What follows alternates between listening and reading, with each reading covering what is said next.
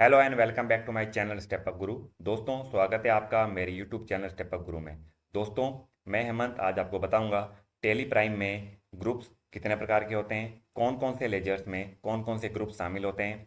जब हम खाते खोलते हैं, जब हम लेजर क्रिएट करते हैं, तो हमें कौन से ग्रुप में उन लेजर्स को डालना होता है।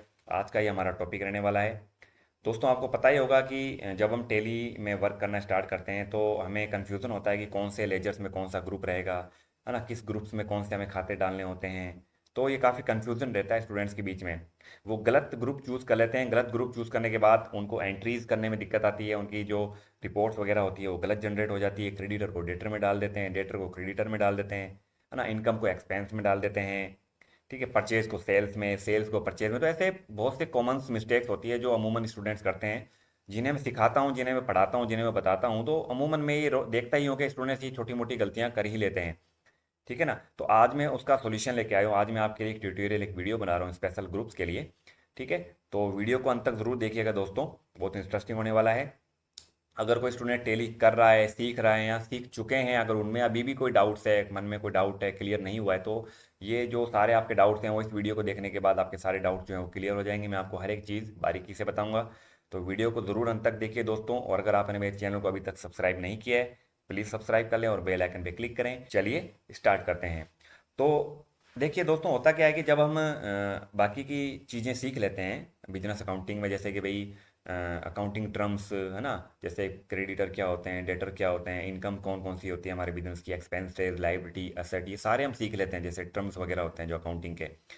फिर हम सीखते हैं कि भाई अकाउंट्स कितने प्रकार के होते हैं, पर्सनल, रियल और नॉमिनल। कौन कौन से जो अकाउंट्स होते हैं वो किस में होते हैं, पर्सनल में कौन कौन से खाते आते हैं, रियल में कौन कौन से अकाउंट्स काउंट होते हैं और नॉमिनल में कौन कौन से होते हैं।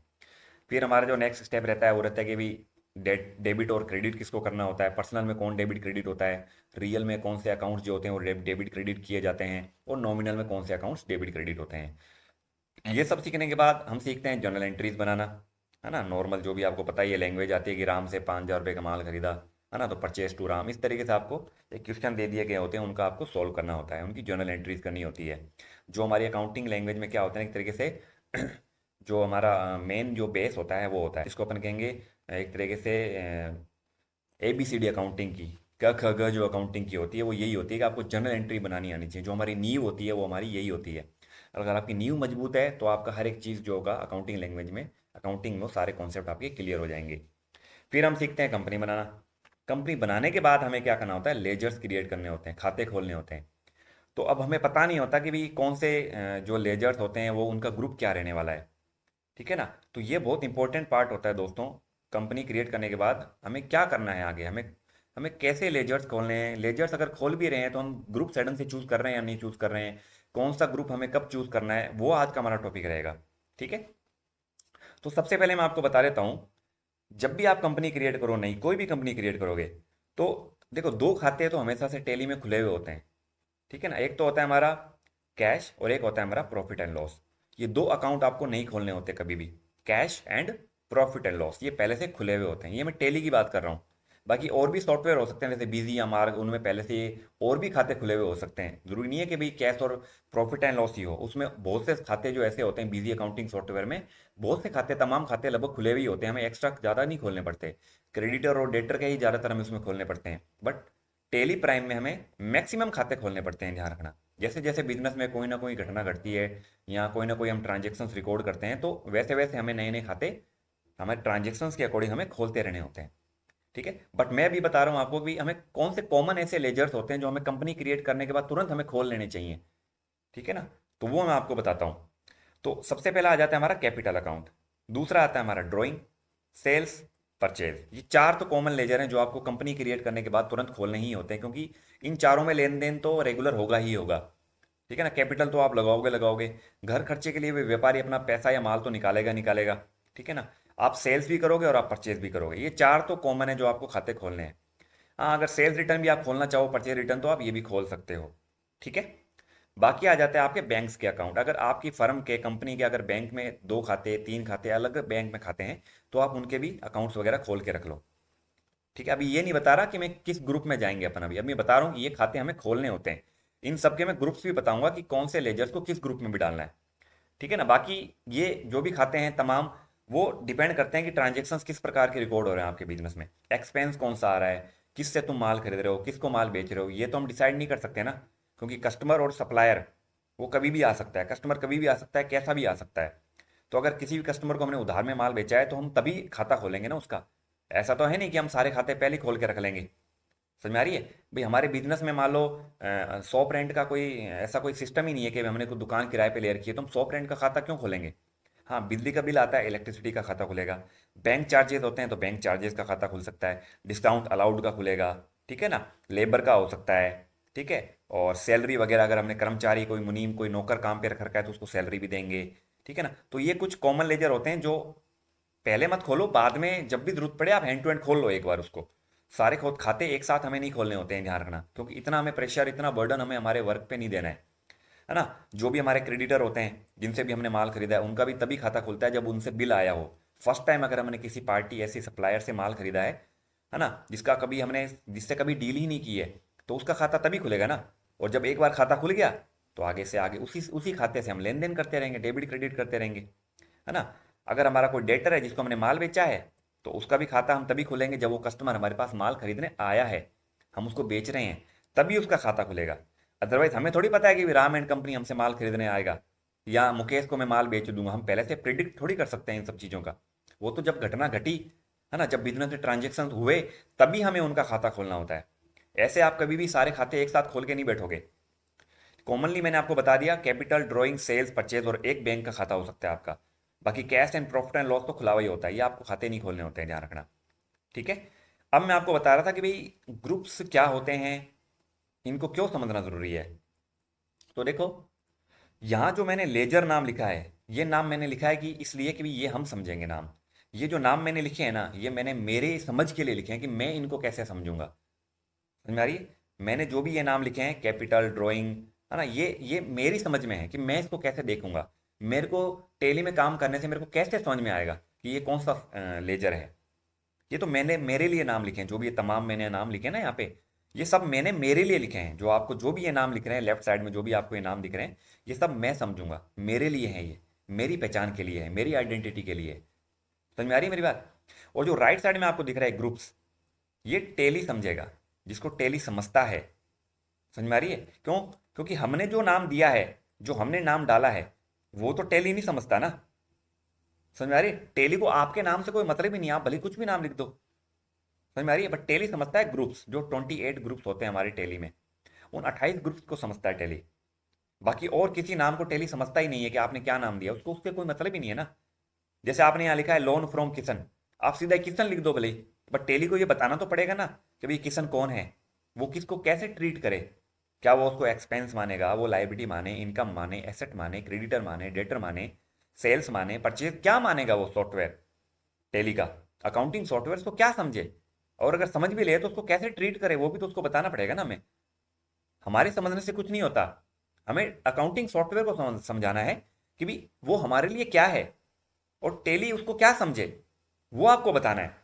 तो जो लेजर्स हैं वो हम हमारे लिए रिकॉर्ड करते हैं, हम हमारे लिए लिखते हैं, हम चाहे तो नाम कैसा भी लिख दें। बट जो ग्रुप्स हैं वो टेली समझेगा। टेली को इन नामों से कोई मतलब नहीं है कि भी राम कौन है, श्याम कौन है, मदन कौन है, किशन कौन है, उसको कोई मतलब नहीं है उससे, उनको नाम से कोई मतलब ही नहीं है। वो कहेगा भाई मैं उसको क्या समझूं, आप ये बता दो। ये 28 नाम दे रखे हैं मैंने आपको, ये लिस्ट है, इस लिस्ट में से मुझे तो ये बता दो कि भाई ये फलाना ये है, ये व्यक्ति ये है, इसको ऐसे ट्रीट करो, इसको ये समझना है, इससे ये काम करवाना है, ये लाइबिलिटी है, ये एसेट है, ये इनकम है, ये क्रेडिटर है, ये डेटर है। ये बताना है हमें टेली को। हमें नहीं समझना, हमने समझना है वो तो हमने नाम लिख रखे हैं यहाँ पे सारे। आप चाहे तो कुछ भी नाम लिख दो, चाहे डॉट लगाओ चाहे डॉट मत लगाओ, चाहे कोमा लगाओ भले मत लगाओ, कंप्यूटर लिख दो भले कंप्यूटर से लिख दो, उससे क्या फर्क पड़ता है। बट टेली कहेगा भाई तुमने ये एच के कंप्यूटर लिखा है, भाई ये है कौन, मैं क्या समझूं इसको, भाई मैं क्या समझूंगा इसको, मुझे बताओ तो सही ना। वो ग्रुप्स होते हैं टेली के, वो हमें समझने जरूरी है कि टेली उसको क्या समझेगा। समझ में आ रही है ना मेरी बात? ठीक है। तो ये होते हैं हमारे ग्रुप्स, ग्रुप्स होते हैं टेली क्या समझेगा। और जो लेजर्स के जो हम नाम नाम डालते हैं वो हमारे लिए होता है कि हम क्या समझेंगे, हम कैसे उसको आइडेंटिफाई करें। समझ में आ रही है? बट ये ध्यान रखना कि भाई नाम जैसा है वो उसी प्रकार से होना चाहिए। ऐसा नहीं कि तुमने कुछ और ही नाम लिख दिया, ऐसा नहीं कि आप कुछ भी नाम लिख दोगे प्रोफेशनल अकाउंटिंग कर रहे हो, कोई मजाक नहीं हो रहा है। जो भी आपका नाम है वो आप एक वैलिड होना चाहिए, एक लीगल नाम होना चाहिए, जिससे अकाउंटेंट, सीए, हर एक व्यक्ति उस चीज़ को समझ सके। समझ में आ रही है? जैसे आपने लिखा इंटरेस्ट पेड, इंटरेस्ट पेड, अब नाम देखते ही पता चल रहा है कि भी ब्याज का भुगतान किया जा रहा है। तो इंटरेस्ट पेड अगर हम किसी को भी करेंगे तो वो हमारा खर्चा है। और जो खर्चा होता है ना दोस्तों, वो हमारा इनडायरेक्ट एक्सपेंस होता है या डायरेक्ट एक्सपेंस होता है। अब वो डिपेंड करता है कि आपका बिजनेस किस प्रकार का है। अगर आप मैन्युफैक्चरिंग कर रहे हो तो वो डायरेक्ट एक्सपेंस है। अगर आप रिटेलिंग का काम कर रहे हो, मैन्युफैक्चरिंग का काम नहीं करते, है ना, तो वो आपका इनडायरेक्ट हो जाएगा। वो आपको टेली को बताना पड़ेगा कि जो इंटरेस्ट है, या जो लोडिंग अनलोडिंग है, जो फ्रेट चार्जेस है, जो इलेक्ट्रिसिटी एक्सपेंस है, फ्यूल है, ऑयलिंग है, ये सब आपके लिए क्या है, बिजनेस के लिए क्या है, डायरेक्ट एक्सपेंस है या इनडायरेक्ट एक्सपेंस है। समझ में आ रही है? तो ये सारी चीजें आपको टेली को बतानी होती है। तो स्टूडेंट्स क्या करते हैं ना, इनमें गड़बड़ी करते हैं। जैसे किसी को माल बेचा, जैसे राम एंड श्याम, राम लिमिटेड को माल बेचा मान लो, तो राम लिमिटेड क्या है हमारा, जिसको भी हम माल बेचते हैं वो हमारा डेटर ही तो होता है ना। कुछ स्टूडेंट्स क्या करते हैं, उसको सेल्स में डाल देते हैं कि सर माल बेच रहे हैं ना, ये तो सेल्स है। सेल्स नहीं है, वो हमारा डेटर है, ग्राहक है, हम उसको माल बेच रहे हैं। तो अकाउंटिंग के टर्म्स एंड टर्मिनोलॉजी में मैंने आपको बताया था कि भाई ये हमारे क्या होते हैं, देनदार होते हैं जो हमें पैसा देते हैं, ठीक है, डेटर। और इनको हम कोई माल या सर्विस या कुछ भी चीज़ नगद या उधार में बेचते हैं। तो जिसको भी हम कोई माल बेचेंगे तो वो हमारे डेटर ही होते हैं। हम उसको सेल्स में थोड़ी डाल देंगे। फिर कहते हैं कि सर मैंने लेजर सेलेक्ट किया, मैं एंट्री कर रहा हूँ, वाउचर कर रहा हूँ, तो मेरा क्या है ना, वो जो खाता है ना, जो मैंने नाम डाला था राम एंड कंपनी का, राम लिमिटेड का, वो शो नहीं हो रहा सर। वो होगा कहाँ से? आपने तो ग्रुप ही गलत चूज कर दिया। आपको डालना था डेटर, आपने डाल दिया सेल्स में। तो टेली उसको क्या समझेगा? टेली तो उसको सेल्स ही समझेगा, भले ही आप उसको कुछ भी मानते रहो ना। समझ में आ रही है ना? तो ये चीजें हमें नहीं करनी है, ये गलतियां हमें नहीं करनी है, हमें ग्रुप सडन से चूज करना है। ठीक है? तो मैं आपको बता देता हूं कि कौन से ग्रुप्स में कौन कौन से हमारे जो होते हैं वो खाते। तो सबसे पहला जो हमारा ग्रुप आता है वो आता है बैंक अकाउंट का। ठीक है? तो ये क्या कह रहा है, बैंक अकाउंट ग्रुप में सभी बैंक के खातों को शामिल किया जाता है, चाहे आपका सेविंग अकाउंट हो, चाहे वो करंट अकाउंट हो, है ना। ये जो भी दोनों अकाउंट होते हैं, करंट अकाउंट और सेविंग अकाउंट, वो सारे अपने बैंक अकाउंट के ग्रुप में ही जाते हैं। जैसे SBI bank account, union bank, ICICI bank, कोई भी एचडीएफसी बैंक, कोई भी बैंक है आपका, चाहे प्राइवेट बैंक है चाहे गवर्नमेंट बैंक है, समझ में आ रही है, चाहे सेविंग अकाउंट है चाहे करंट अकाउंट है, उन सबका जो ग्रुप रहेगा वो बैंक अकाउंट ही रहेगा। ये ध्यान रखना। ठीक है? फिर नेक्स्ट आ जाता है बैंक ओसीसी, यानी कि bank open cash credit account group. अब ये क्या होता है, अगर आपने किसी बैंक से लोन लिया है, अगर आपने कोई लिमिट बंधवाई है, क्रेडिट कार्ड ले रखा है आपने, क्रेडिट कार्ड भी एक तरीके का लोन ही होता है। अगर आपने किसी बैंक से ओपन कैश क्रेडिट यानी कि लिमिट वगैरह बंधा रखी है, कोई आपने लोन ले रखा है ना, तो आप क्या करोगे, ओपन कैश क्रेडिट अकाउंट यानी बैंक ओसीसी में जाओगे। ठीक है? फिर आ जाता है बैंक ओडी यानी कि ओवरड्राफ्ट। तो अगर आपने बैंक से कोई ओवरड्राफ्ट की लिमिट ले रखी है, फॉर एग्जांपल अभी ओवरड्राफ्ट क्या होता है सर, मान लो आपके बैंक के अकाउंट में 50,000 रुपये हैं और आपको इमीडिएटली 1 लाख रुपए किसी को भेजने हैं, आपको 1 लाख रुपए की आवश्यकता पड़ गई। ठीक है? अगर आपने बैंक में ओवरड्राफ्ट की जो लिमिट है बंधा रखी है, अगर आपने ओवरड्राफ्ट का ऑप्शन अगर ऑन करवा रखा है, तो अगर आपके बैंक में 50,000 भी है ना, तो बैंक आपको 1 लाख रुपए दे देगा। क्यों? क्योंकि आपने ओडी करवा रखा है, ओवरड्राफ्ट करवा रखा है। ओवरड्राफ्ट मतलब लिमिट से आपके अकाउंट में पैसा जो है उससे ज्यादा भी आप बैंक से पैसा निकाल सकते हो। समझ में? एक तरीके से वो लोन भी, वो भी तो एक तरीके से लोन ही हो गया ना भाई। 50,000 है, आपने 1 लाख रुपए ले रही, यानी कि आपने 50,000 और एक्स्ट्रा ले लिए, तो वो एक तरीके से लाइबिलिटी होगी ना आपकी। आपको तो बैंक को लौटाना पड़ेगा ना। बट बैंक एक सुविधा दे देता है कि चलो कोई बात नहीं, आपके पास 50,000 ही थे, आपको लाख रुपए की आवश्यकता थी, आपने ओवरड्राफ्ट का अकाउंट खुलवा रखा है, आप 1 लाख रुपए ले जा सकते हैं। तो अगर ऐसा कुछ हुआ प्रोसेस, तो आप क्या करोगे, बैंक ओडी में जाओगे। ठीक है? फिर आ जाता है फोर्थ, ब्रांच डिवीजन। अब ये क्या कह रहा है, यदि आपके कंपनी का एक से ज़्यादा ब्रांच है, उन सभी ब्रांच का हिसाब किताब आप एक ही जगह रखना चाहते हैं, तो आप ब्रांच डिवीजन में खाता खोल सकते हैं। जैसे मान लो मेरा कंप्यूटर सेंटर है एच के कंप्यूटर्स, एच के कंप्यूटर्स का मान लो मेरे गांव में तो है ही, हमारे बीकानेर में, मान लो दूसरे जिले में भी है, जयपुर में है, या मान लो गंगानगर में है, इस साइड है, तो मैं बीकानेर रहते हुए गंगानगर का जो भी मेरा अकाउंटिंग है वो भी मैं मैनेज कर सकता हूँ। इसमें सारा हिसाब किताब मैं वहाँ का यहाँ मेंटेन कर सकता हूँ। तो अगर ऐसा कुछ सिस्टम हो तो आप ब्रांच डिवीजन में उसका खाता खोलेंगे। ठीक है? फिर आ जाता है कैपिटल अकाउंट। अब मैंने आपको बताया था कैपिटल क्या होता है, जब व्यापारी व्यापार में पूंजी लगाता है, पैसा इन्वेस्ट करता है, तो उसको कैपिटल बोलते हैं। तो कैपिटल का जो ग्रुप होता है वो कैपिटल ही रहता है। कुछ खाते ऐसे होते हैं, कुछ लेजर्स ऐसे होते हैं दोस्तों, जिसका नेम और ग्रुप नेम सेम ही रखना होता है हमें। जैसे कैपिटल का कैपिटल, यहाँ पे मैंने बताया कैपिटल का कैपिटल होता है, ठीक है। तो यहाँ पे देख रहे हो आप, कैपिटल को किस ग्रुप में डालेंगे, कैपिटल के ग्रुप में डालेंगे, ठीक है। ड्राइंग को किस ग्रुप में डालेंगे, कैपिटल के ही ग्रुप में डालेंगे, क्योंकि जो हमारा ड्राइंग होता है वो भी कैपिटल के ग्रुप में जाता है। क्योंकि जब व्यापारी अपने घर के खर्चों के लिए पैसा माल निकालता है तो वो हमारा ड्राइंग कहलाता है, और ड्राइंग जो होता है वो कैपिटल का ही ग्रुप कहलाता है, ध्यान रखना। तो कभी भी आपको ये गलती नहीं करनी है कि आप ड्राइंग को किसी और ग्रुप में डाल दो, एक्सपेंस में डाल दो। बहुत सी स्टूडेंट्स क्या करते हैं ना, ड्राइंग को एक्सपेंस में दिखा देते हैं। एक्सपेंस नहीं है ये हमारा, ड्राइंग हमारा कैपिटल ही है, तो हमें कैपिटल में ही दिखाना पड़ेगा। फॉर एग्जाम्पल, अगर आप मान लो बिजली का बिल वगैरह भी अगर आप घर का भरते हो तो आपको उसमें डालना है, ठीक है।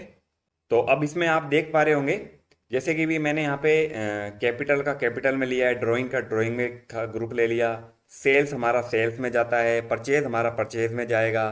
तो कुछ ग्रुप्स ऐसे होते हैं या कुछ लेजर्स ऐसे होते हैं जिसका लेजर का नेम प्लस ग्रुप नेम हमें सेम ही लेना होता है, ठीक है ना।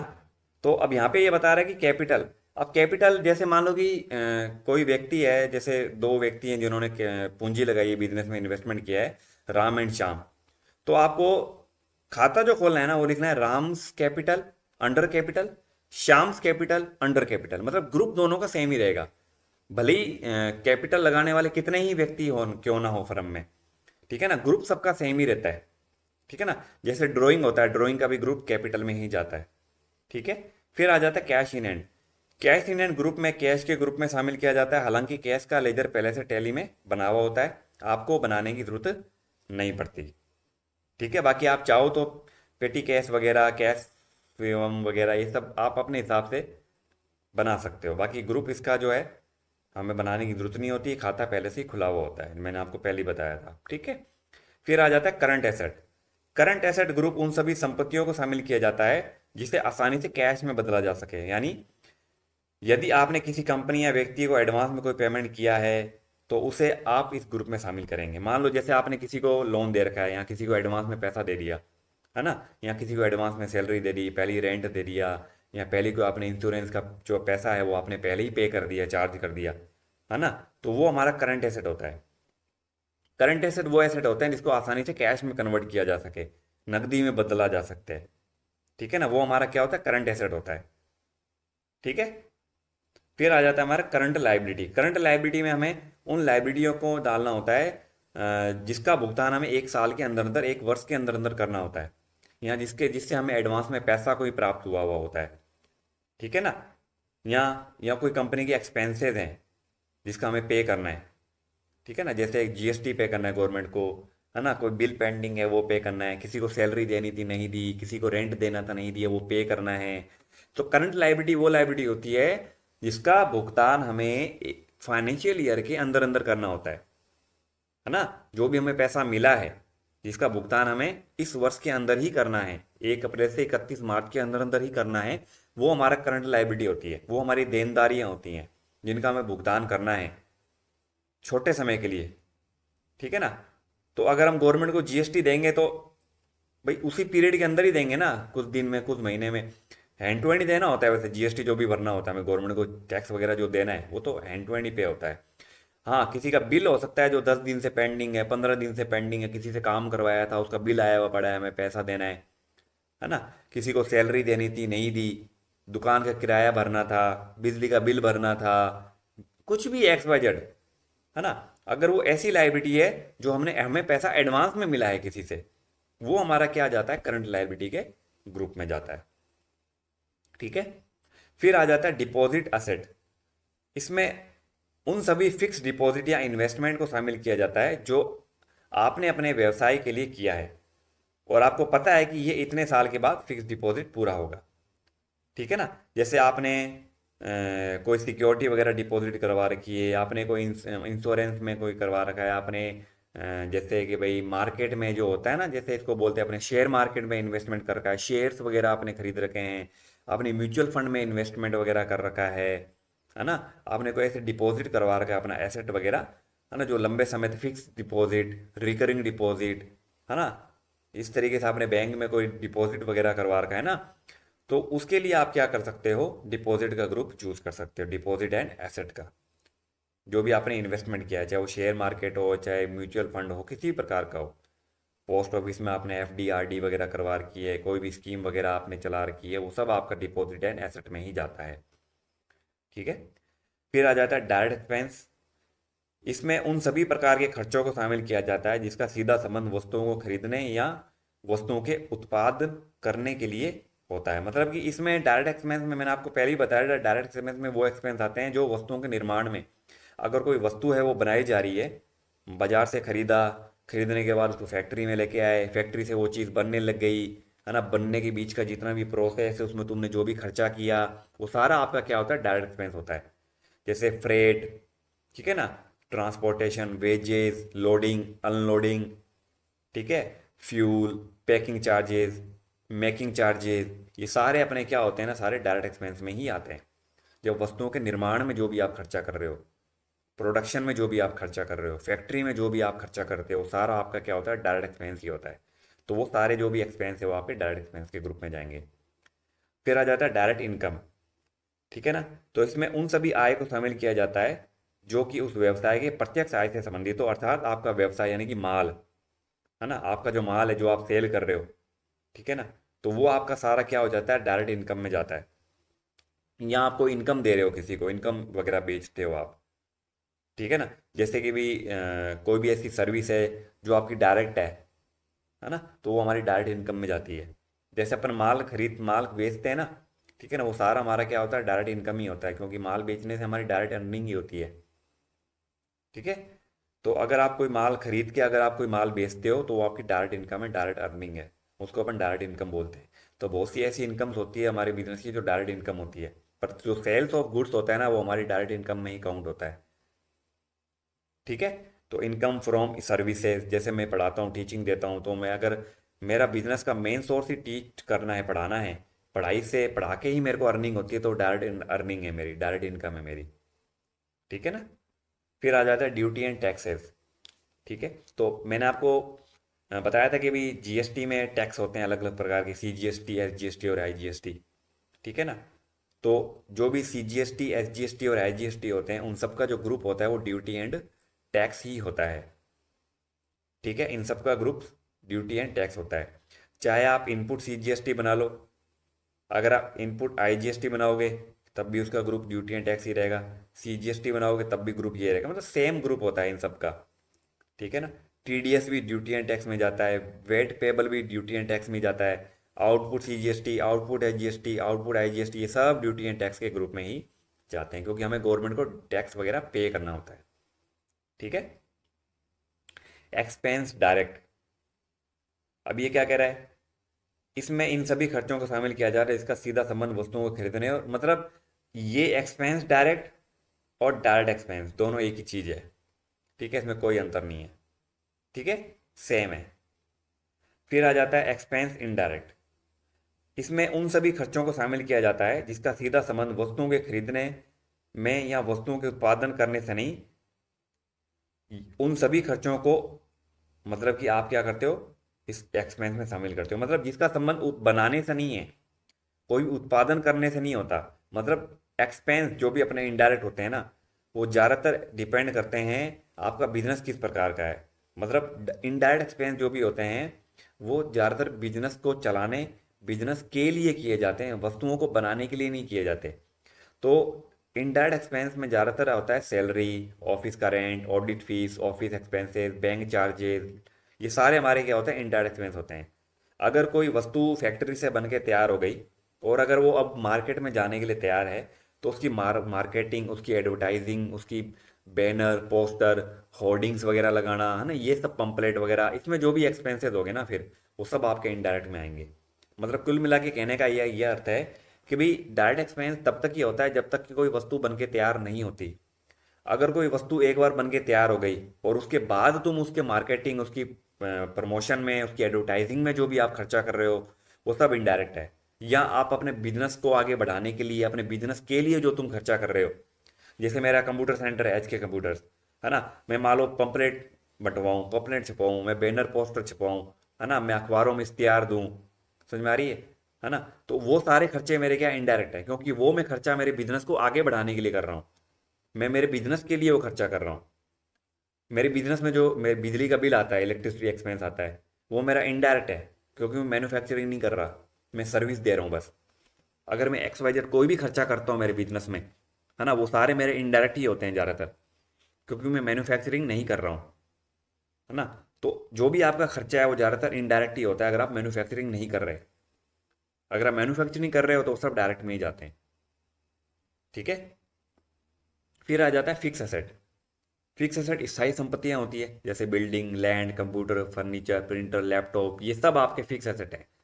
जो भी वस्तु आप बेचने के लिए नहीं लाए बल्कि यूज़ करने के लिए लाए हो, जो बिजनेस में आपके लंबे समय तक आपका साथ देंगे, आपको हेल्प करेंगी, आपके बिजनेस की प्रोडक्शन प्रोडक्टिविटी को इंप्रूव करेंगी, है ना, आपकी सेलिंग को बढ़ाएंगी, आपकी इनकम्स को बढ़ाएंगी, वो सब आपकी फिक्स एसेट होती हैं। और इसको अपन कभी भी है ना बेचने के लिए नहीं खरीदते, यूज़ करने के लिए खरीदते हैं, कि इससे हमारे बिजनेस में थोड़ा सपोर्ट मिलेगा, हमारे बिजनेस को थोड़ी हेल्प मिलेगी, है ना। वो सारे हमारे फिक्स एसेट के ही ग्रुप में जाएंगे। जैसे मैंने यहाँ पे दे रखा है, देखो, ये रहा, प्रिंटर, कंप्यूटर, फर्नीचर, ये सारे मैंने फिक्स एसेट के ग्रुप में डाले हैं। इसके अलावा और भी हो सकते हैं, टेबल, चेयर, ये सारे अपने फिक्स एसेट में ही जाएंगे। इसका ग्रुप चेंज नहीं करना है आपको, फिक्स एसेट ही रखना है, जो भी आप बेचने के लिए लाए हो, ध्यान रखना। ठीक है। फिर आ जाता है इनकम डायरेक्ट। ठीक है, इनकम डायरेक्ट वही है जो मैंने आपको यहाँ बताया था, डायरेक्ट इनकम। ठीक है, सेम ही होता है इसमें। ठीक है। फिर आ जाता है इनकम इनडायरेक्ट। अब ये क्या होता है? Income indirect other source of income, जो हमारे मेन सोर्स से हटके अगर हमें कोई इनकम प्राप्त होती है, जैसे ब्याज मिल गया, कमीशन मिल गया, डिस्काउंट मिल गया, रेंट मिल गया, पुराने अखबार बेच दिए, कबाड़ बेच दिया, स्क्रैप बेच दिए, है ना, ये सारे हमारे क्या होता है, इनडायरेक्ट इनकम होती है। जो हमारे बिजनेस से, जिसका हमारे बिजनेस से सीधा संबंध नहीं होता, अप्रत्यक्ष रूप में होता है, जो हम डेली रूटीन में नहीं करते, जो हम कभी कभी करते हैं, क्योंकि हम अखबार तो रोज नहीं दे के आएंगे ना किसी को भी। साल 6 महीने में, 5 6 महीने में एक साथ हमारे जो न्यूज़पेपर हैं वो इकट्ठे हो गए, हमने कबाड़ में बेच दिया, है ना। या कोई कार्टून, कोई गत्ते इकट्ठे हो गए, वो हमने बेच दिया। या ब्याज है, ब्याज तो हमें रोज रोज नहीं मिलता, कमीशन तो हमें रोज रोज नहीं मिलेगा, डिस्काउंट भी हमें रोज रोज नहीं मिलेगा, रेंट भी हमें रोज रोज नहीं मिलेगा। तो ये चीजें होती हैं जो डेली रूटीन में हम नहीं करते, जिसका संबंध हमारा सीधा डायरेक्ट अर्निंग से नहीं होता, अदर सोर्स ऑफ इनकम होते हैं ये। तो वो हमारे सारे जितने भी खाते होते हैं ना, वो आप इनडायरेक्ट इनकम में ही डालोगे उनको। जैसे इंटरेस्ट रिसीव्ड इनडायरेक्ट इनकम में जाएगा, डिस्काउंट रिसीव्ड इनडायरेक्ट इनकम में जाएगा, कमीशन रिसीव्ड इनडायरेक्ट इनकम में जाएगा। ये सब हमारे क्या होते हैं, इनडायरेक्ट इनकम में ही जाते हैं। ठीक है। फिर आ जाता है इनडायरेक्ट एक्सपेंसेस। इनडायरेक्ट एक्सपेंसेस वही जो मैंने आपको भी ऊपर बताया, ये सेम ही होता है। ठीक है, दोबारा नहीं दोहराऊंगा। ठीक है, इनडायरेक्ट एक्सपेंस इनकम। फिर आ जाता है इन्वेस्टमेंट। यदि आपने व्यवसाय में लंबे समय के लिए कोई निवेश में प्रॉफिट होगा या लॉस, तो ऐसे निवेश इन्वेस्टमेंट को आप इन्वेस्टमेंट ग्रुप में डालेंगे। जैसे शेयर मार्केट में long term investment, short term investment, mutual fund, आप इन्वेस्टमेंट में भी डाल सकते हो। और एक आपका जो मैंने करंट एसेट बताया था ना, एसेट, डिपॉजिट एंड एसेट, है ना, वो भी आप इसमें भी डाल सकते हो। कि आपने जैसे, ये तो आपने डिपॉजिट और एसेट आप एक तरीके से समझो कि आपने एफ डी आर डी करवा रखी है, वो होता है। इन्वेस्टमेंट जो आपने शेयर मार्केट में इन्वेस्टमेंट किया है, उसमें आपको ये लेना होता है, ये जो मैंने आपको इन्वेस्टमेंट बताया है, ये ग्रुप। इसमें आपके mutual fund, short term, long term investment, share market से रिलेटेड आपने जो भी मार्केट में पैसा लगाया है, उसमें आप क्या करोगे, इस ग्रुप को चूज करोगे। जैसे मैं भी शेयर मार्केट में इन्वेस्टमेंट करता था, म्यूचुअल फंड में मैंने इन्वेस्टमेंट किया है, कॉन्ट्रा वगैरह, ICICI म्यूचुअल फंड, इसमें मैंने इन्वेस्टमेंट किए थे। तो मैंने ग्रुप इसका इन्वेस्टमेंट ही चूज़ किया था, क्योंकि वो हमारे क्या होते हैं, इन्वेस्टमेंट हमारे असेट होते हैं। असेट होते हैं तो हमारी बैलेंस शीट के किस साइड दिखेंगे, राइट साइड में दिखेंगे, लेफ्ट राइट हैंड साइड में। ठीक है ना। फिर आ जाता है लोन एंड एडवांस असेट। यदि आपने व्यवसाय में किसी को एडवांस पेमेंट या लोन दे रखा है, तब आप इसको चूज करेंगे। जैसे आपने किसी को लोन दिया, दोस्त को, रिलेटिव्स को आपने लोन वगैरह दे रखा है, छोटा मोटा कोई लोन दे रखा है ना, या बड़ा भी लोन हो सकता है, ज़रूरी नहीं है कि छोटे लोन हो, साल भर से ऊपर का भी अगर आपने किसी को लोन दे रखा है, तो आप लोन एंड एडवांस में जाओगे। जैसे loan from Mayank, loan to Mahesh, है ना, लोन टू संदीप, ऐसा कुछ अगर आपने किसी को लोन दे रखा है तो आप क्या करोगे, लोन एंड एडवांस के ग्रुप में डालोगे। जैसे मैंने यहाँ बता रखा है, लोन टू किशन, अगर मैंने मेरे दोस्त किशन को लोन दिया है तो मैं उसको, सॉरी ये तो लोन फ्रॉम आ गया, ये रहा लोन टू मदन, है ना, लोन टू मदन, इसका मैंने डाल का लोन एंड एडवांस असेट का ग्रुप। ये इसी ग्रुप में जाएगा। जिसको भी आप लोन दोगे, एडवांस में कोई पैसा दोगे, तो ग्रुप इसका लोन एंड एडवांस, यानी कि लोन दिया है या आपने एडवांस दिया है, वो आपका एसेट है। ठीक है। ऐसे ही होता है लोन्स एंड लायबिलिटी। यदि आपने किसी से लोन लिया है, यदि आपके पास किसी की लायबिलिटी है ना, तो वो लोन्स एंड लायबिलिटी में जाएगा। जैसे आपको किसी को पे करना है लोन, आपने किसी से एडवांस में पैसा ले रखा है, आपने किसी से छोटा मोटा लोन ले रखा है, तो वो आपका लोन्स एंड लायबिलिटी के ग्रुप में जाएगा। फिर आ जाता है मिसलेनियस एक्सपेंसेस। ये हमारा असेट होता है। ये उन सभी डाउटफुल खर्चों में शामिल करते हैं जिसका पेमेंट हमें बाद में करना पड़ता है। मतलब मिसलेनियस एक्सपेंसेस मतलब ये कोई ऐसे खर्चे होते हैं, संभावित खर्चे होते हैं, जो हमें लग सकता है कि भी आगे भी ये खर्चे हो सकते हैं, आगे भी हमें ये खर्चे करने पड़ सकते हैं। वो हमारा सारा मिसलेनियस एक्सपेंसेस में जाता है। डाउटफुल खर्चे, संदिग्ध खर्चे, जिसमें हमें डाउट होगा कि यार आने वाले 5 महीने में, आने वाले अगले महीने में ना ये खर्चे हो सकते हैं हमारे बिजनेस में।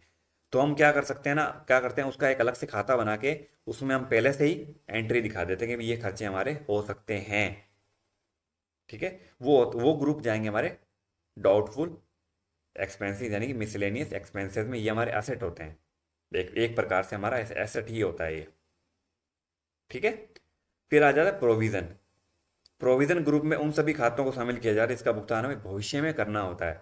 मतलब कि प्रोविजन मतलब कुछ ऐसी पेमेंटें होती है जो हमें भविष्य में करनी पड़ सकती है, वो प्रोविजन के ग्रुप में जाएगा। जैसे हमें गवर्नमेंट को टीडीएस भी भरना है, हमें ऑडिट फीस भी भरनी है, हमें जीएसटी भी भरना हो सकता है, हमें किसी को ब्याज का पैसा भी देना हो सकता है, कुछ भी एक्सेट्रा, वो सब आपके प्रोविजन ग्रुप में ही जाएंगे। जिसका पैसा हमें भरना है, भविष्य में भरना पड़ सकता है, देना पड़ सकता है, डाउट होता है हमें कि हमें हमें पे करना पड़ेगा, वो आपका प्रोविजन के ग्रुप में जाएगा।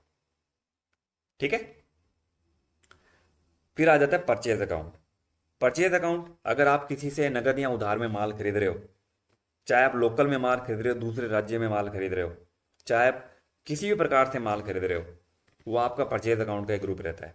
चाहे आप नगद खरीदो, चाहे आप उधार माल खरीदो, चाहे आप परचेज करो, चाहे माल वापस लौटा दो, परचेज रिटर्न कर दो, सबका ग्रुप हमारा परचेज ही रहता है। जैसे मैंने यहाँ पे बता रखा है कि भी अगर आप परचेज करेंगे तो ग्रुप इसका क्या रहेगा, परचेज ही रहेगा।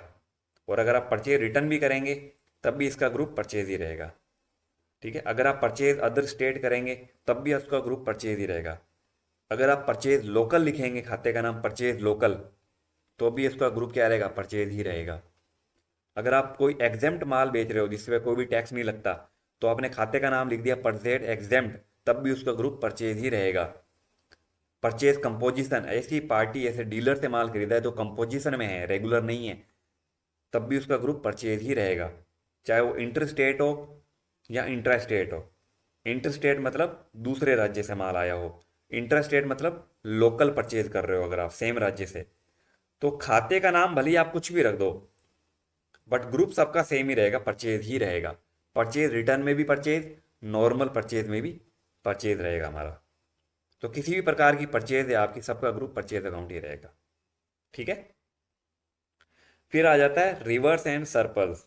वो पूंजी जो व्यवसाय को बेहतर बनाने के लिए या सिक्योर फ्यूचर के लिए बचा के रखी जाती है, जो व्यवसाय के बुरे वक्त में काम आती है। तो इस प्रकार से संबंधित खातों को अपन रिवर्स एंड सरप्लस ग्रुप में शामिल करते हैं। जैसे general reverse, capital reverse, share premium, ये सब अपने क्या होते हैं, रिवर्स सरप्लस के ग्रुप में जाते हैं। मतलब आप अपने फ्यूचर को बेहतर बनाना चाहते हो, आप चाहते हो कि भाई बुरे वक्त में ये पैसे काम आए, कल को बिजनेस में डाउनफॉल चल रहा हो, बिजनेस में कैपिटल की कमी आ गई हो, बिजनेस में एक्सपेंसेस ज़्यादा हो गए हैं, बिजनेस को लॉस ज़्यादा वहन करना पड़ जाए, तो फ्यूचर में हमें रिवर्स रिजर्व मिल जाए। रिजर्व मतलब जो पैसा पड़ा है अपने रिजर्व में रख रखा है, कल को बिजनेस में डाउनफॉल आता है, बिजनेस में लॉस वगैरह आ जाते हैं, बिजनेस घाटे में जा रहा होता है, तो हम उन पैसों का यूज़ करके, उन रिजर्व्स का यूज़ करके हम उसको बेहतर फ्यूचर के लिए सिक्योर कर सकते हैं। जो बुरे वक्त में हमारा पैसा काम आ सकता है हमारे व्यवसाय के लिए, उसको हम क्या करते हैं, रिजर्व एंड सरप्लस में डाल देते हैं। एक तरीके से ये आपने एसेट बना दिया ना, आपने पैसा सेव करके रखा, आपने सुरक्षित करके रखा, कभी भी जरूरत पड़ेगी ले लेंगे भाई, तो वो एसेट हो गया एक तरीके से आपका। ठीक है, रिटेल अर्निंग, अपने व्यवसाय में जो अर्निंग होती है, उन अर्निंग्स में से आप कुछ हिस्से बचा के भविष्य के लिए रख लेते हैं। बाद में इसको कंपनी में कोई पैसे की जरूरत पड़े तो आप इसमें निकाल के कंपनी में लगा सकते हैं। बस वही है कि भी आपने क्या करा, जो भी आपको अर्निंग हुई थोड़ी थोड़ी, आपने कुछ अर्निंग में से, कुछ कमाई में से थोड़ा पैसा आपने बचा के रख दिया, उसका हिस्सा आपने साइड में करके रख दिया कि कभी भी कल को बिजनेस को पैसे की जरूरत पड़े तो आप यहाँ से ले सकते हो। वो सब आपका रिटेल अर्निंग में जाए, जैसे general reserve, share premium, any other reserve investment. ठीक है ना, वो सारा आपका रिटेल अर्निंग में जाएगा। ये वैसे बेसिकली देखा जाए ना बहुत कम यूज होते हैं, रिटेल अर्निंग, रिजर्व सरप्लस वगैरह, प्रोविजन वगैरह, मिसलेनियस एक्सपेंसेस वगैरह, ये बहुत कम यूज होते हैं, बहुत कॉमन यूज नहीं होने वाले, रेयर केस में इनको यूज किया जाता है। डेली रूटीन में तो जो है वो यूज होंगे, purchase, sale, income, expense, liability, asset, debtor, creditor, ये सब यूज होते हैं। ये रिटेल अर्निंग, रिजर्व सरप्लस, ये बहुत रेयर केस में यूज होते हैं, ठीक है ना। फिर आ जाता है सेल्स अकाउंट। सेल्स अकाउंट, अगर आप किसी भी वस्तु को नगद या उधार में बेचते हैं तो उन सब का ग्रुप सेल्स अकाउंट ही रहेगा। जब भी आप किसी को माल बेचोगे तो आपको सेल्स का खाता तो खोलना ही पड़ेगा, चाहे सेल्स खोलो चाहे सेल्स रिटर्न। सेल्स रिटर्न का ग्रुप भी सेल्स में जाता है, सेल्स का खाता भी सेल्स में ही जाता है। चाहे आप लोकल में माल बेच रहे हो, चाहे आप दूसरे राज्य को माल बेच रहे हो, चाहे आप एग्जेम्प्ट माल बेच रहे हो, चाहे आप कंपोजिशन पार्टी को माल बेच रहे हो, किसी को भी आप माल बेच रहे हो, खाते का नाम भले ही आपने अलग अलग रख दिया हो, बट ग्रुप सबका सेल्स ही रहेगा, अलग ग्रुप नहीं होने वाला, ठीक है ना। ये तो खातों के नाम है जो मैंने आप लिख रखे हैं, sales inter state, sales intra state, sales exempt, ये तो खातों के नाम लिखोगे आप, जो आप समझोगे। टेली क्या समझेगा, टेली तो अपन को बताना है कि भाई तो आप सेल्स ही समझो इसको, भले ही आपने कहीं से किसी को भी बेचा हो, कहीं भी बेचा हो, वो रहेगा तो सेल्स ही ना। ऐसा थोड़ी आपने राजस्थान से बाहर बेच दिया तो वो कुछ और हो गया, राजस्थान के अंदर माल बेचा है तो वो कुछ और हो जाएगा, वो नहीं होता। सेल्स है तो वो सेल्स ही रहेगा, सीधी सी बात है। फिर आ जाता है सिक्योर लोन। यदि आपने व्यवसाय में कोई लोन लिया है, ठीक है, बैंक को छोड़कर, जिसमें कोई सिक्योरिटी रखनी होती है, तो आप उन सभी खातों को सिक्योर लोन में डालोगे, ठीक है। जैसे motor finance loan, gold loan, अगर आपने बैंक को छोड़कर अगर किसी प्रकार का लोन लिया है, ठीक है ना, जिसमें आपको कुछ सिक्योरिटी रखनी पड़ती है, ऐसे तो कोई लोन देता नहीं, गोल्ड लोन भी कोई यूं ही थोड़ी दे देगा आपको, है ना। Mortgage loan, motor finance loan, home loan, किसी प्रकार का लोन है तो वो आपको कोई ऐसे थोड़ी लोन मिलता है, आपको सिक्योरिटी रखनी पड़ती है भाई, कागजात वगैरह रखने पड़ते हैं आपको, आपके डॉक्यूमेंट वगैरह रखने पड़ते हैं, गिरवी रखनी पड़ती है, तब जाके आपको वो लोन मिलता है। तो वो सिक्योर लोन में आ जाएगा जहाँ पे आपने किसी को सिक्योरिटी रखवाई है, ठीक है।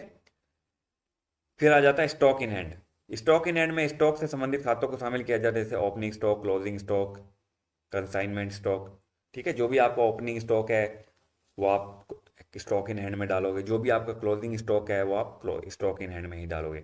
ओपनिंग स्टॉक क्या होता है, एक सीमित तक जो आपके पास माल अगले दिन के लिए पड़ा होता है, जब आप अगले दिन आते हो, या मान लो फाइनेंशियल ईयर क्लोज हो गया, जैसे 31 मार्च को फाइनेंशियल ईयर क्लोज हो गया, 31 मार्च को जो आपका फाइनेंशियल क्लोज होता है उसको अपन क्लोजिंग स्टॉक बोलते हैं, जो भी स्टॉक आपके पास होता है उस वक्त। और नेक्स्ट डे जब 1 अप्रैल आ जाती है, जब आप ओपनिंग करते हो अपने बिजनेस की नई सिरे से, वही जो आपका क्लोजिंग स्टॉक था 31 मार्च तक, वो 1 अप्रैल में आते आते वो ओपनिंग स्टॉक कहलाता है, उसको बोलते हैं अपन ओपनिंग स्टॉक। दोनों का ग्रुप स्टॉक इन हैंड ही होता है, कि आपके हैंड में स्टॉक कितना पड़ा है, कौन कौन सी वस्तु, कौन कौन सा माल, कितनी कितनी क्वांटिटी में पड़ा है आपके पास, ठीक है। फिर आ जाता है सन्ड्री क्रेडिटर। यदि आपने किसी कंपनी या व्यक्ति से उधार में माल या सर्विस ले रखी है, उन्हें हम क्या करते हैं, सन्ड्री क्रेडिटर के ग्रुप में डालते हैं, यानी कि हमें उनको पैसा पे करना है। ये हमारे क्या होते हैं, लेनदार होते हैं, ये हमारी लाइबिलिटी होती है, क्योंकि क्रेडिटर वो होते हैं जिससे आपने नगद या उधार में कोई माल या सर्विस खरीदी होती है, ठीक है ना। तो इनका जो ग्रुप होता है वो सन्ड्री क्रेडिटर ही रहेगा। जैसे मैंने यहाँ पे देखो, बंसल कंप्यूटर से अगर मैं माल खरीदूं तो सन्ड्री क्रेडिटर, कंप्यूटर स्टेशन से खरीदूंगा तब भी ये सन्ड्री क्रेडिटर के ग्रुप में जाएगा, अगर मैं A1 कंप्यूटर से खरीद लूंगा तब भी ये मेरा सन्ड्री क्रेडिटर में जाएगा। ऐसा नहीं हो सकता कि भी आपने एक से तो सन्ड्री, एक से माल खरीदा है तो वो सन्ड्री क्रेडिटर हो जाएगा, और अगर अपने दूसरे से खरीदा है तो सन्ड्री डेटर हो जाएगा, ऐसा नहीं होगा। अगर वो पार्टियां हैं जो आपको माल सप्लाई करती हैं, है ना, जिससे आप डील कर रहे हो, जो आपको माल बेचती हैं निरंतर कंटिन्यू, जिससे आपकी डीलिंग होती है, वो सब क्रेडिटर ही रहेंगे, ठीक है ना, वो आपके सप्लायर हैं। तो जिनसे भी आप कोई माल या सर्विस नगद या उधार में खरीदते हैं, इवन सर्विस की भी बात कर रहा हूं मैं, है ना, चाहे वो कोई कंपनी हो चाहे वो कोई व्यक्ति हो, उन सबका ग्रुप सबका सन्ड्री क्रेडिटर ही रहेगा। कल को स्टूडेंट्स पता है क्या करते हैं, सन्ड्री क्रेडिटर को डाल देते हैं कि सर हम तो इनसे माल खरीद रहे हैं ना, ये तो परचेज में जाएगा। अरे परचेज में नहीं जाएगा, वो एक्सपेंस थोड़ी है जो परचेज में डालोगे, वो तो एक फर्म है, वो तो एक व्यक्ति है, वो तो एक पर्सनल अकाउंट है, तो वो तो क्रेडिटर ही होएगा ना, वो तो लेनदार होगा ना, जो आपसे पैसा लेगा माल के बदले में, वो आपकी लाइबिलिटी है, वो एक कंपनी है, वो एक पार्टी है, इसलिए वो क्रेडिटर में जाएंगे। परचेज में क्यों चले जाएंगे भाई? परचेज में तो परचेज का खाता जाएगा, परचेज रिटर्न का जाएगा, purchase inter state, purchase intra state, purchase exempt, ये सब जाएंगे। ठीक है ना? राम लिमिटेड, बंसल कंप्यूटर, जिससे अभी आप माल खरीदते हो, वो सब थोड़ी चले जाएंगे परचेज में, वो हमेशा जाएंगे क्रेडिटर्स में, हमेशा ध्यान रखना। ठीक है? फिर आ जाता है हमारा डेटर्स, सन्ड्री डेटर्स। अब सन्ड्री डेटर्स में कौन कौन से ग्रुप जाएंगे? यदि आपने किसी कंपनी या किसी व्यक्ति या से उधार में माल खरीद रखा है या सर्विस खरीद रखी है, जिस सॉरी किसी पार्टी को आपने माल बेचा है, किसी कस्टमर को, ग्राहक को आपने माल बेचा है, तब आप इस ग्रुप में उसको डालोगे। आपने कितनी भी पार्टियों को माल क्यों ना बेचा हो, आपकी बिजनेस में, आपके ऑफिस में, आपकी दुकान पे हजारों कस्टमर आते होंगे, उसमें से हजारों में से मान लो 700 कस्टमर आपके उधारी होते होंगे, क्रेडिट में आपसे माल लेके जाते होंगे उधार में। तो आपको उन सब का खाता खोलना है ना, तो इंडिविजुअली सबका खाता खोलने के बाद ग्रुप सबका सेम ही रहेगा, सन्ड्री डेटर ही रहेगा। जैसे यहाँ पे एच के कंप्यूटर्स को माल बेचा, स्टेप कंप्यूटर्स को माल बेचा, तो दोनों का ग्रुप देखो सन्ड्री डेटर ही लिया है मैंने। भले आप हजार जनों को माल बेचते हो उधार में, हजारों व्यक्तियों से आप डील करते हो, बट सबका जो ग्रुप है ना दोस्तों, वो सब डेटर ही रहेगा। सेल्स में मत डाल देना, इसमें भी स्टूडेंट्स गलती करते हैं, सेल्स में डाल देते हैं कि गुरुजी माल बेच रहे हैं ना। माल तो बेच रहे हो, वो ठीक है, ठीक है ना, उसके लिए आप खाता खोल चुके हो सेल्स का पहले से ही। सेल्स का लेजर सेल्स में जाएगा, पार्टियों का खाता सेल्स में नहीं जाएगा। पार्टी है जो भी, जिसको भी तुम माल बेच रहे हो, या जो भी आपके कस्टमर है, चाहे वो नगद में खरीद रहे हैं चाहे उधार में, उन सबका ग्रुप आपका सन्ड्री डेटर ही रहता है। क्योंकि वो आपके क्या होते हैं, असेट होते हैं, वो आपका क्या होता है, पर्सनल अकाउंट होता है। उनको आप माल बेचोगे, उनसे आपकी इनकम होगी, उनसे आपका प्रॉफिट जनरेट होगा, असेट आपको मिलेगा बिजनेस में, कैश और बैंक से पैसा आएगा। तो वो सारे पार्टियां जिनको भी तुम नगद या उधार में माल बेचते हो या सर्विस बेचते हो, उन सबका ग्रुप सन्ड्री डेटर ही रखना है आपको। सेल्स मत कर देना, परचेज मत कर देना। ठीक है? फिर आ जाता है सस्पेंस अकाउंट, यानी संदिग्ध खाते। बहुत से खाते ऐसे होते हैं जिनके हमारे में हमें पता ही नहीं होता कि यार ये पैसा आया कहाँ से, हमें ये पैसा हमारे बैंक अकाउंट में कहाँ से आ गया। आपने देखा होगा बहुत से बैंक की स्टेटमेंट जब हम मिलाते हैं, चेक करते हैं ना, या बैंक की स्टेटमेंट मिलाते हैं, और हमारा बैंक टेली का बैंक अकाउंट और हमारे जो बैंक अकाउंट है बैंक से जो हमें मिला होता है, उसमें अगर हम मिलाते हैं ना एंट्रीज, तो पैसे तो दिखा रहे हैं, अब ये पैसा आया किससे पता ही नहीं होता भाई। ना हमें सामने वाली पार्टी ने बताया कि भाई साहब आपके अकाउंट में मैंने पैसा जमा करा दिया, ना हमारे पास कोई स्क्रीनशॉट आया, ऐसा कोई हमारे पास सामने वाली पार्टी से कुछ आया ही नहीं है। अकाउंट में आ गए, अब वो साल 6 महीने बाद चेक कर रहे हैं, पता ही नहीं भी किससे आया किससे नहीं आया है। तो ऐसे संदिग्ध खाते, ऐसा अमाउंट, ऐसा बैलेंस जो आपके अकाउंट में आ गया है बैंक अकाउंट में, और आपको पता ही नहीं है कि भाई ये पैसा आया किससे है, तो आपको क्या करना है, उन सब का ग्रुप सस्पेंस अकाउंट में ही डालना है। जैसे आपको पता नहीं कि भी ये 500 रुपये का जो चेक है वो किससे आया है, चेक नंबर तो दे रखा है, किससे आया नहीं पता, ऑनलाइन भी दिखा रहा है, पता ही नहीं है, सस्पेंस है आपको। ठीक है ना? तो आप उसको सस्पेंस अकाउंट में डालेंगे। फिर कभी जब फ्यूचर में अपन को पता चल जाएगा, या पार्टी बता देगी जब हम तकादा करेंगे कि भाई पैसे बाकी हैं भाई तुम्हारे, पैसे दो, और वो कहेगा भाई साहब मैंने तो पैसे जमा करा दिए थे आपके अकाउंट में, तो हम कहेंगे भी कब कराए थे, तारीख बताओ कितने कराए थे, है ना? तो वो बताएगा कि भी ऐसे ऐसे इस तारीख को मैंने जमा कराए थे आपके, ये देखो ये चेक नंबर है, और यहाँ स्क्रीनशॉट भेज देगा जो भी है। तब आपको ये कंफर्मेशन होगा कि भी ठीक है, आपके आपने हमें जमा करा दिया। तब आप उस पैसे को सस्पेंस अकाउंट से निकाल के आप क्या करोगे, पार्टी के अकाउंट में क्रेडिट कर दोगे, सस्पेंस अकाउंट को डेबिट कर दोगे। ठीक है ना? तो ऐसे खाते संदिग्ध खाते होते हैं जिसके बारे में हमें पता ही नहीं होता कि वो पैसे आए कहाँ से, उसको हम संदिग्ध खाते में सस्पेंस अकाउंट में डालते हैं। फिर लास्ट आ जाता है हमारा अनसिक्योर्ड लोन। अनसिक्योर्ड यानी कि यदि व्यवसाय में आपने किसी दोस्त, किसी रिश्तेदार से लोन लिया है, आपने कुछ सिक्योरिटी नहीं रखवाई है, भरोसे पे आपने किसी से जो है वो लोन वगैरह ले लिया है ना, तो आप उसको किस में डालोगे, अनसिक्योर में डालोगे। आपको कोई सिक्योरिटी नहीं रखनी पड़ी, या रिश्तेदारों से अगर आपने कोई लोन लिया है तो आप उसको अनसिक्योर्ड में डालोगे, अगर आपने कोई कागजात, कोई गिरवी नहीं रखा है। अगर रखा है तो फिर वो सिक्योर्ड में जाएगा, सीधी सी बात है। ठीक है? तो ये हैं हमारे दोस्तों सारे टेली में जो ग्रुप्स होते हैं, जो हमें बहुत ज़्यादा ज़रूरी है समझने अच्छी तरीके से, क्योंकि अगर आपने गलत ग्रुप चूज़ कर दिया ना दोस्तों, तो टेली भी अच्छी तरीके से आपको ट्रीट नहीं करेगा, वो भी आपको गलत रिपोर्ट ही जनरेट करके देगा। या आप एंट्री करना चाहेंगे तो टेली आपको एंट्री करने ही नहीं देगा, वो कहेगा पहली बात तो वो आपको लेजर ही शो नहीं होगा अगर आपने गलत लेजर सेलेक्ट कर रखे हैं तो, ये ध्यान रखना। इसलिए आपको क्या करना है, जो लेजर्स हैं वो सावधानी से अच्छे से सडन से चूज़ करने हैं। ऐसे नहीं है कि आपने कुछ भी लेजर सेलेक्ट कर लिया, आपको पता ही नहीं, टोरे मार रहे हो, बस तुक्के मार रहे हो, वो नहीं होना चाहिए। ठीक है, तो ये मैंने यहाँ पे बता रखे हैं कि कौन कौन से ग्रुप्स में कौन कौन से लेजर्स में कौन कौन से ग्रुप्स होते हैं, है ना, कौन से ग्रुप्स में हमें कौन कौन से लेजर सेलेक्ट करने होते हैं। ठीक है, तो ये था हमारा आज का टॉपिक कि भाई ग्रुप्स कितने प्रकार के होते हैं, कौन कौन से ग्रुप्स में हमें कौन कौन से खाते जो होते हैं, लेजर्स वगैरह जो होते हैं वो डालने पड़ते हैं, किस में हमें मिस्टेक्स क्या क्या नहीं करनी है, कौन कौन सी स्टूडेंट्स मिस्टेक्स करते हैं, कौन कौन से हमें कॉमन्स लेजर्स वगैरह जो होते हैं वो कंपनी क्रिएट करते ही हमें खोल लेने होते हैं। ठीक है ना, तो ये हमारे बिजनेस का जो होता है ना ग्रुप्स होते हैं। एक ग्रुप, एक जो हमारा खाता है वो ये भी हो सकता है कि अगर हमारे बिजनेस में कोई चोरी हो गई मान लो, या आग लग गई, नुकसान हो गया, तो गुड्स डेस्ट्रॉय बाय फायर या गुड्स स्टॉलन बाय थीफ, क्योंकि नुकसान हो गया, आग लग गई। अब उसका क्या ग्रुप रहेगा सर, उसका ग्रुप होगा इनडायरेक्ट एक्सपेंस ही, चाहे एक्सपेंस हुआ हो चाहे लॉस हुआ हो। ठीक है ना, उसका जो ग्रुप होएगा अपन इनडायरेक्ट एक्सपेंस में ही डालेंगे। समझ में आ रही है मेरी बात क्या, नुकसान हो गया, चैरिटी में दान दे दिया सर, डोनेशन दे दिया, ये सब हमारा इनडायरेक्ट एक्सपेंस में ही जाएगा।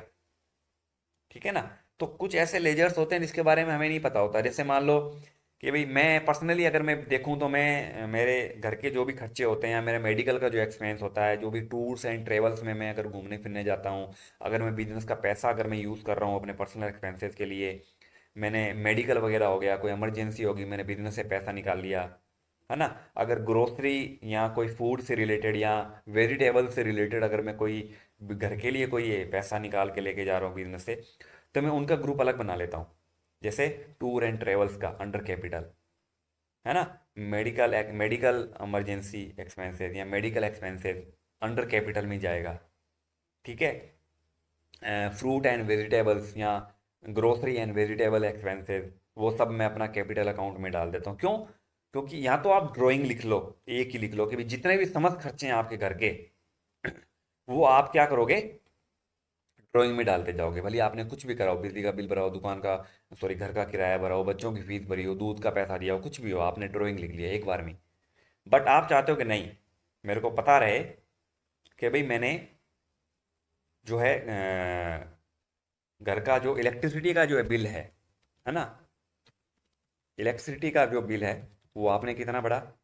ठीक है, और टूर एंड ट्रेवल्स, उसका आपने कितना पैसा दिया, मेडिकल एक्सपेंसेस का आपने कितना पैसा पे किया, अगर आप वो अलग से दिखाना चाहते हो। ठीक है, और ग्रोसरी, ग्रोसरी एंड वेजिटेबल्स, उसका आपने कितना एक्सपेंसेस करा घर के लिए। तो इन सब का जो ग्रुप होएगा ना दोस्तों, वो हमारा कैपिटल ही रहेगा, ये ध्यान रखना, कैपिटल ही रहेगा। मैं तो कैपिटल ही डालता हूँ, क्योंकि है ही वो कैपिटल, ड्राइंग ही एक तरीके से, निकालेंगे तो कम हो जाएगा ना हमारा पैसा। ड्राइंग, या तो आप एकल ही खाता रख लो, ड्राइंग लिख लो, उसमें सारे खाते, भले कुछ भी आप पैसा निकालो, किसी भी रीजन से पैसा निकालो, ठीक है ना, उससे क्या फर्क पड़ता है। बट आप चाहते हो भाई, पर्सनली मैं तो चाहता हूँ कि मेरे को पता रहे कि मैंने मेडिकल में इस साल कितना खर्चा कर दिया, इस महीने ये बिजली के बिल में मेरा कितना खर्चा हो गया घर का पर्सनली, टूर एंड ट्रेवल्स में हमने कितना खर्चा कर दिया, ग्रोसरी एंड वेजिटेबल्स में हम कितना खर्चा कर रहे हैं, अदर्स में हम कितना खर्चा कर रहे हैं, एक्सपेंसेस, ऐसे मैंने सबका अलग से खाता बना रखा है, अलग से मैंने लेजर बना रखे हैं, बट ग्रुप सबका मेरा कैपिटल में ही रहता है। ठीक है ना, तो उससे क्या होता है ना, मेरी बिजनेस की कैपिटल मेंटेन रहती है, मेरे को पता रहता है कि मैंने कैपिटल इतनी लगाई थी, अब मेरी कैपिटल इन इन कारणों की वजह से मेरी कैपिटल रिड्यूस हो रही है, इन इन वजहों से मेरा पैसा कम हो रहा है, यहाँ यहाँ मैंने पैसा लगाया है, इन्वेस्ट किया है मैंने, घर के खर्चों में मैंने यहाँ यहाँ लगा दिया। ठीक है ना, या ट्यूशन फीस, इस तरीके से आप अलग अलग दिखा सकते हो आप अपने हिसाब से, जो भी आप चाहो तो, क्योंकि वो आप पे डिपेंड करता है। मैं तो पर्सनली ये करता था। ठीक है ना, तो ये होता है कि भी आप कैसे अकाउंट मेंटेन करना चाहते हो, वो आप पे डिपेंड करता है। ठीक है ना, तो ये थे अपने बिजनेस अकाउंटिंग में ग्रुप्स कितने प्रकार के होते हैं, कौन कौन से ग्रुप्स, कौन कौन से खाते किस किस ग्रुप्स में जाते हैं, कौन कौन से ग्रुप्स में हमें कौन कौन से खाते खोलने होते हैं। ठीक है। उम्मीद करता हूँ आपको ये वीडियो पसंद आया होगा। वीडियो काफ़ी लेंदी हो गया है दोस्तों। आपके लिए मैंने स्पेशली टाइम निकाल के मैंने वीडियो बनाया था, क्योंकि मेरे स्टूडेंट्स को काफ़ी दिक्कत होती थी, उन्हें समझ में नहीं आता था। और मैंने ये वीडियो पहले बनाया भी नहीं है, फर्स्ट टाइम मैं आप लोगों के लिए वीडियो बना रहा हूँ। तो उम्मीद करूँगा कि आप ज़्यादा से ज़्यादा मेरे इस टॉपिक को, इस वीडियो को पसंद करेंगे, और ज़्यादा से ज़्यादा मेरे इस वीडियोस पे जो सब्सक्राइबर हैं वो बढ़ेंगे, और आप ज़्यादा से ज़्यादा शेयर करेंगे, पसंद करेंगे। कमेंट कर बॉक्स में कमेंट करके ज़रूर बताएं कि आपको हमारा टॉपिक, हमारा ये जो ट्यूटोरियल है वो कैसा लगा है। अगर आपको कोई डाउट्स है, कोई सवाल है, कुछ पूछना है, तो आप हमें कमेंट करके ज़रूर बताएं। ठीक है दोस्तों, मिलते हैं आपसे नेक्स्ट वीडियो में। अगर आपने हमारे चैनल को अभी तक सब्सक्राइब नहीं किया तो प्लीज़ सब्सक्राइब कर लें। बहुत बहुत धन्यवाद।